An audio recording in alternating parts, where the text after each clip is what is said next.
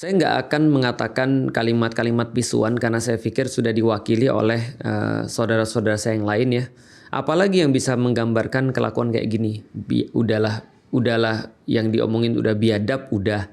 Apalagi ya kemarin ya, iblis udah, binatang udah, apalagi anjing udah, apalagi tuh. Ya semuanya lah ya. Kalimat-kalimat makian, dan saya cuma untuk menyampaikan apa yang saya khawatirkan aja. Pertama teman-teman sekalian, saya coba untuk menyampaikan dulu apa yang saya rasakan secara pribadi, yang relate dengan saya dan mungkin juga relate bagi teman-teman sekalian ataupun teman-teman pasti ngalamin. Ketika saya datang ke rumah bapak saya langsung ngomong gini, "Lik, hati-hati anak-anakmu di pesantren. Hati-hati loh Lik, sekarang marak banget. Entah apapun lah tuh yang terjadi di pesantren. Kita yang lalu-lalu kita pernah dengar anak-anak dibully, dipukul sampai mati di pesantren.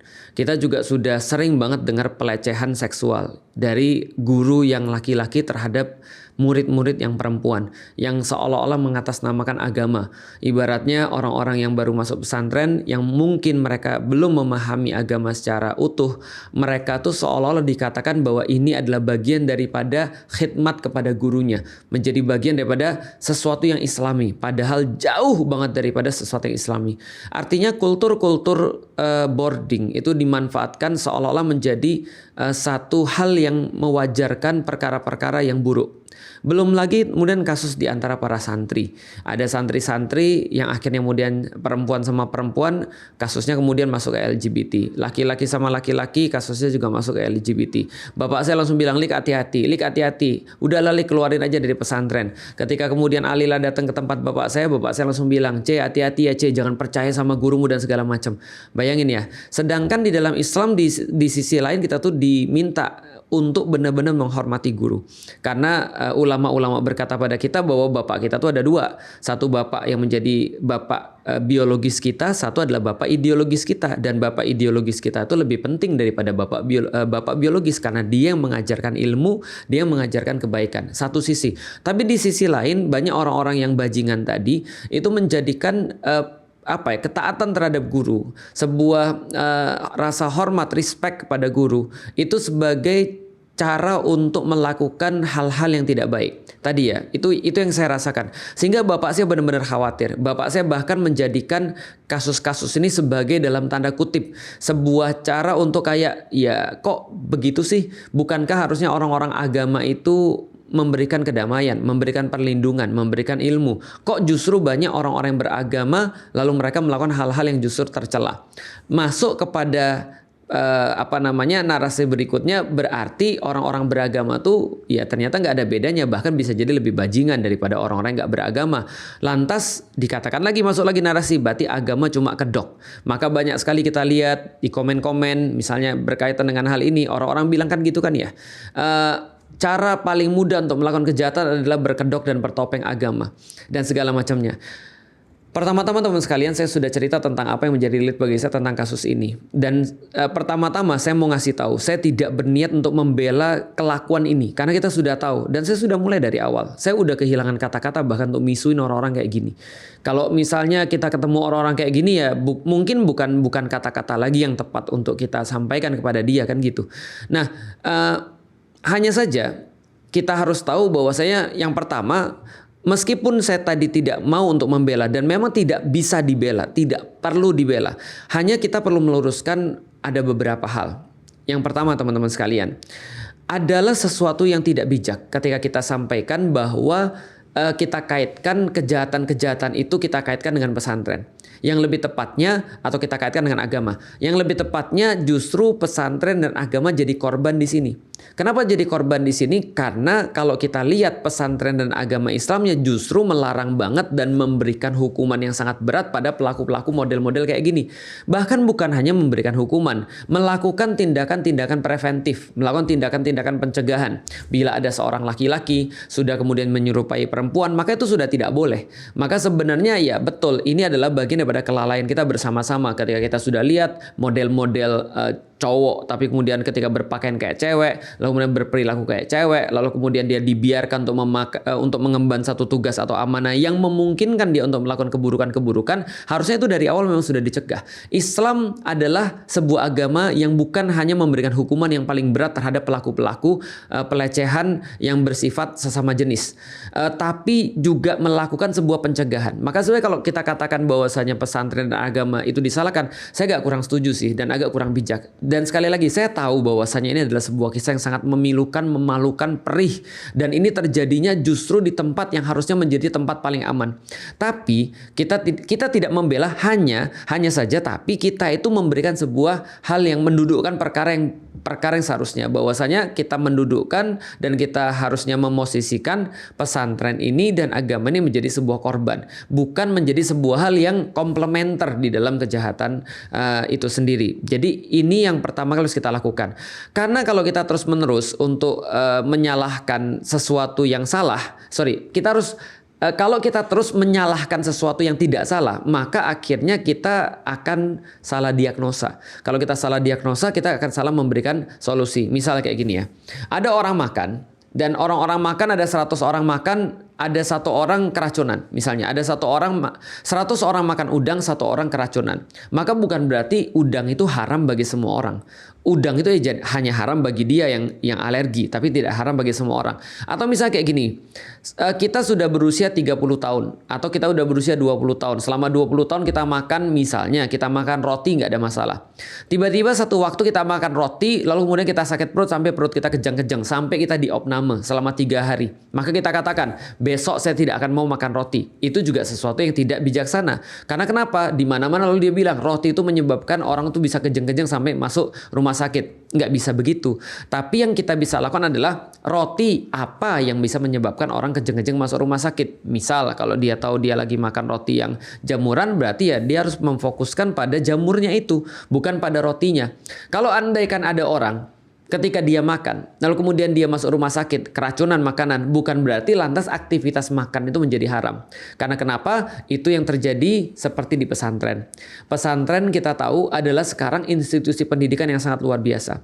Bahkan kalau kita lihat di masa lalu ketika orang tua itu berebut menjadikan anak-anaknya itu bisa masuk sekolah negeri dan pesantren hanya jadi sebuah opsi, terkhusus opsi-opsi bagi anak-anak nakal. Bahkan dikatakan awas lu kalau nakal, lu gua masukin pesantren gitu kata orang tuanya. Tapi sekarang pesantren menjadi sebuah pilihan, bukan hanya opsi, tapi menjadi pilihan primer, menjadi pilihan yang orang tua dulu memasukkan anaknya ke sekolah-sekolah negeri dengan uang yang cukup besar, sekarang mereka masukin pesantren. Berarti bukan masalah pesantrennya, karena orang-orang yang lahir dari pesantren itu ya nggak kalah hebat, nggak kurang-kurang orang-orang hebat. Adi Hidayat itu lahir dari pesantren. Ustadz Abdul Somad itu lahir dari pesantren.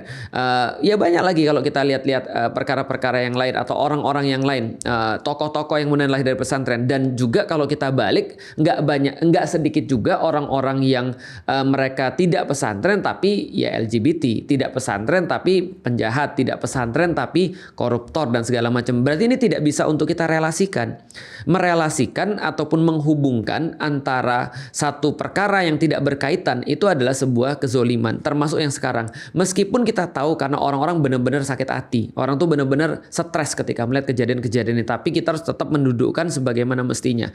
Artinya pertanyaannya kita lanjutkan. Kalau orang-orang misalnya contoh ya, udahlah gak usah di pesantren karena kasus-kasus ini banyak yang terjadi di pesantren, walaupun kasus-kasusnya juga banyak di tempat yang lain. Lalu kemudian kesimpulannya, ya udah gak usah sekolahin anak kita di pesantren. Pertanyaannya, kalau nggak di sekolah di pesantren, sekolah di mana lagi? Sekolah di SD negeri aja, atau sekolah di SMA negeri aja, atau sekolah negeri aja. Sekolah negeri juga punya problemnya sendiri. Kalau gitu nggak usah sekolah aja, nggak usah sekolah, itu problem yang paling besar menurut saya. Homeschooling aja, homeschooling juga punya problem sendiri-sendiri. Artinya kita nggak akan bisa lepas daripada problem. Kita nggak akan bisa lepas daripada perkara-perkara kayak gini. Itu yang pertama. Yang kedua, teman-teman sekalian, berapa kali saya bilang bahwa saya perilaku-perilaku kayak gini itu menular. Perilaku-perilaku kayak gini itu adalah perilaku-perilaku yang memang akan menginspirasi yang lain. Contoh ya misalnya ya, kalau dikatakan bahwasanya itu ada kemungkinan grooming ke 32 anak yang menjadi korban, berarti 32 anak ini harus benar-benar dipastikan bahwa mereka minimal mendapatkan terapi supaya mereka normal lagi. Karena kenapa? Karena perilaku begini itu menular. Korban itu bisa jadi pelaku juga. Dan itu adalah sesuatu yang lumrah. Orang jangankan kelakuan-kelakuan yang yang sangat keji seperti jorok seperti itu ya. Orang kelakuan-kelakuan marah-marah aja bisa nular kok. Misu-misu aja juga bisa nular kok. Apalagi kelakuan-kelakuan kayak gini. Nah, ini yang kemudian kita sampaikan. Agama mana yang paling terang-terangan menentang LGBT misalnya? Agama mana yang terang-terangan melarang bahwasanya laki-laki tidak boleh kemudian berperilaku seperti perempuan, dan juga sebaliknya menjaga aktivitas laki-laki dan perempuan tetap pada fitrahnya, laki-laki dan perempuan terpisah, tidak boleh berikhtilat dan segala macam. Itu semua hanya ada pada Islam. Artinya adalah apa? Kita harus tahu bahwasanya kejadian-kejadian seperti ini justru terjadi karena Islam tidak diterapkan, even di pesantren. Karena itulah kalau kita lihat pesantren-pesantren sekarang, mohon maaf nih, berarti mereka belum bisa untuk menerapkan Islam secara kafah.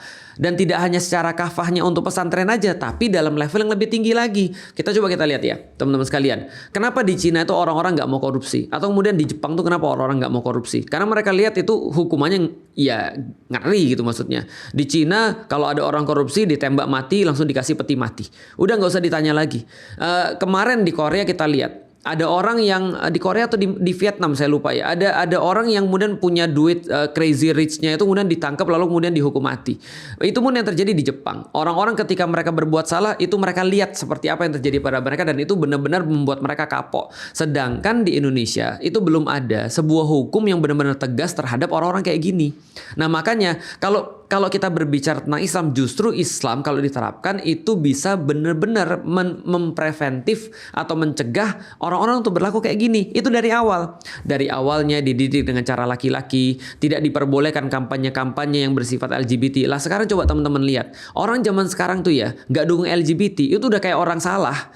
Orang sekarang nggak dukung LGBT itu udah kayak orang yang dikatakan tidak punya peradaban, dikatakan bukan manusia, dikatakan orang-orang yang bigot, orang-orang yang fundamentalis, ekstremis dan segala macam. Dan akhirnya diberikan ruang untuk promosi kelakuan-kelakuan kayak gini. Dan kita sudah tahu kelakuan-kelakuan kayak gini. Kalau contoh ya misalnya, misal kalau Felix itu adalah homo misalnya, lalu kemudian saya mau berhubungan dengan laki-laki juga, ya saya akan cari orang yang paling mudah untuk berhubungan gitu maksudnya. Siapa lagi kalau bukan anak-anak minor kan gitu kan. Ini problematikanya yang harus kita lihat gitu maksudnya. Karena kalau ada orang-orang yang dia sudah melenceng atau menyimpang, jadi untuk urusan seksual jadi udah menyimpang, apalagi cuma kemudian anak-anak. Nah, maka ini adalah satu paket. Sedangkan Islam itu mengurus dari awal. Laki-laki berperilaku seperti laki-laki, perempuan berperilaku seperti perempuan. Udah agak gede lagi, dia diatur bagaimana caranya masyarakat mengatur mereka. Udah agak gede lagi, mereka terikat dengan hukum, maka mereka harus tahu bahwa mereka harus sesuai dengan hukum Islam misalnya. Dan mereka melihat orang-orang yang tidak sesuai dengan hukum Islam itu. Artinya balik lagi lah teman-teman sekalian. Ini memang sebuah tragedi sih, dan yang lebih menjijikkan ini tragedinya di pesantren atau di yayasan Islami, seolah-olah Islami, dan pelakunya juga seolah-olah dikenal sebagai dalam tanda kutip ustadz. Nah, ini yang menjadikan sebuah pukulan terhadap kita dan introspeksi juga terhadap kita. Saya juga pribadi, saya tidak berniat membela dan tidak mau, bahkan tidak bisa membela. Dan apa yang kita lakukan ya sudah introspeksi aja. Berarti selama ini ya kita belum cukup untuk benar-benar menyebarkan Islam kepada orang-orang sehingga orang-orang tuh memahami Islam secara sempurna, secara komprehensif, sehingga ya ketika Islam itu diterapkan secara komprehensif, perkara-perkara begini ya benar-benar bisa dihindari. Itu aja sih. Akhirnya ya saya balik lagi pada introspeksi diri saya secara pribadi. Dan apa yang kemudian saya lakukan sekarang, ya saya tetap menyekolahkan anak-anak saya di pesantren. Bukan berarti kejadian-kejadian yang terjadi di pesantren seperti yang kita sudah sampaikan di awal tadi lantas menjadikan kita tidak perlu pendidikan di pesantren. Tapi tergantung kita memilih pesantren yang terbaik seperti apa untuk anak-anak kita. Meskipun pasti kita tahu usaha-usaha kita pun yang terbaik mesti akan ada ujian-ujiannya. Tapi toh tetap harus kita pastikan. Maka yang saya pastikan untuk anak-anak saya pilihkan pesantren-pesantren yang saya kenal siapa yang menjadi mudir atau menjadi penanggung jawab daripada pesantren itu. Kita tahu seperti apa karakternya, kita tahu seperti apa perjuangannya, kita tahu seperti apa visinya. Dan setelah itu kita juga berkenalan dengan orang-orang yang berkaitan langsung dengan anak-anak kita, guru-gurunya, penanggung jawab kamarnya, lalu kemudian seperti apa kejadian-kejadiannya, kita bisa berkonsultasi dan seterusnya. Nah, disinilah mungkin yang kita bisa lakukan ketika negara mungkin belum ikut campur. Negara mungkin tidak menganggap ini sebagai sesuatu yang serius. Lebih serius daripada misalnya IKN. Atau lebih serius daripada misalnya ekstremisme atau fundamentalisme agama dan seterusnya. Ya udahlah, we are on our own. Jadi kita itu berdiri sendiri dan harus kerjain sendiri, dan kita bisa kerjain secara apa? Secara komunitas dan secara individual. Jadi itu aja teman-teman sekalian yang menjadi unek-unek saya. Ini tetap harus saya sampaikan bahwasanya jangan sampai kita tuh menjadi takut nyekolahin anak-anak kita ke tempat yang memang seharusnya kita sekolahin. Artinya jangan sampai ketika ada orang-orang yang menjadi contoh-contoh buruk lantas semua kebaikan kita tolak. Jangan sampai ketika ada orang-orang 1, 2, 3 orang yang bajingan lantas kita tidak harus untuk membuat anak-anak kita ini menuju pada sesuatu yang ideal. Artinya jangan lihat Muslim balik lagi, lihatlah Islamnya, pelajari Islamnya. Dari situ kita akan tahu bahwasanya justru Islam merupakan korban pada kejadian-kejadian ini. Pesantren adalah korban, agama adalah korban, dan sekaligus menjadi sebuah solusi justru daripada kelakuan-kelakuan seperti ini. Assalamualaikum warahmatullahi wabarakatuh.